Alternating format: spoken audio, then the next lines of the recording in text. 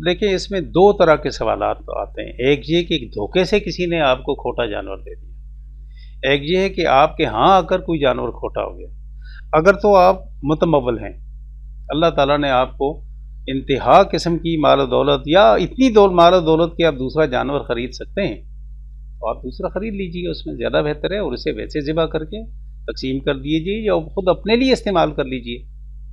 अगर ऐसे नहीं हैं, आपके साथ धोखा हुआ या आके आपके घर में वो किसी किस्म का उसमें खोट पैदा हो गया, ऐसा नक्स पैदा हो गया जो कुर्बानी के जानवर की सालमियत के ख़िलाफ़ है, तो ऐसी सूरत हाल में अगर आपके पास और कुछ नहीं है कि आप उसकी मज़ीद लाकर कुर्बानी कर सकें, वही बड़ी मुश्किल से आपने इकट्ठे किए थे, तो अल्लाह ताला के सामने आप अपनी उसी से कुर्बानी कर दीजिए। अल्लाह ताला कबूल करने वाला है, क्योंकि वो आपके अंदरून को बेहतर जानता है।